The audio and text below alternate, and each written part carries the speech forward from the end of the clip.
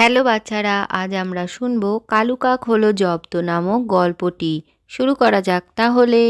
সুন্দরবনের জঙ্গল খুবই গভীর। সেই গভীর জঙ্গলে এক লালটুনি পাখি গাছের ওপরে বাসা করে একাই থাকতো। তার সাথে তার বাবা মা কেউই থাকতো না। সে তার নিজের খাবার নিজেই জোগাড় করে খেত। অন্যদিকে সেই জঙ্গলে একটি দুষ্টু কাকও থাকতো। তার নাম ছিল কালু। সে নিজে খাবার সংগ্রহ করে তো খেতই না, এমনকি টুনির খাবারগুলো সে ছিনিয়ে নিয়ে খেয়ে নিত।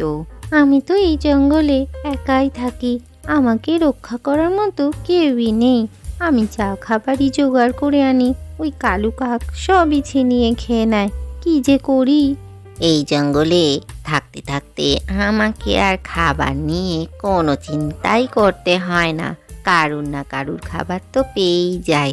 সবচেয়ে বড় কথা, টুনির খাবার তো আমার বাঁধা ধরা, রোজই খাই। দেখি আজ কি নিয়ে যাচ্ছে টুনি, ওর থেকে জোর করে আদায় করে নিই। টুনি যখন খাবার খুঁজতে যাবে বলে বসে থাকে, তখনই সেখানে কালু কাক এসে হাজির হয়। এ কি কালু কাক, তুমি এখানে কি করছো? আরে টুনি, এখানে বসে কেন? খাবারের জোগাড় করতে যাওনি?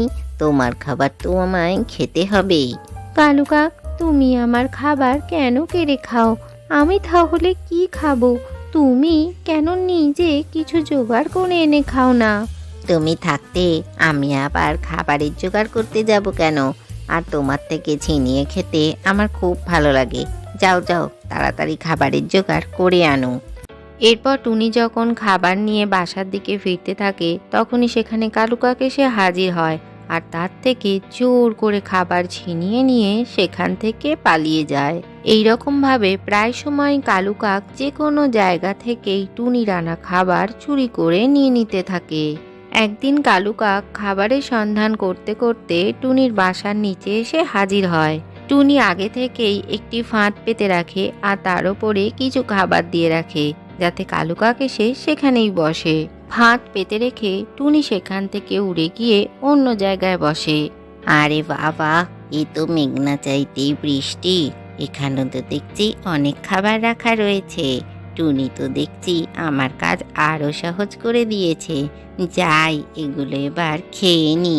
কালু কাক সেই খাবার খেতে গেলে জালের মধ্যে সে আটকা পড়ে যায় আর কিছুতেই বেরোতে পারে না। কালু কাককে জালে পড়তে দেখে টুনি সেখানে এসে হাজির হয়।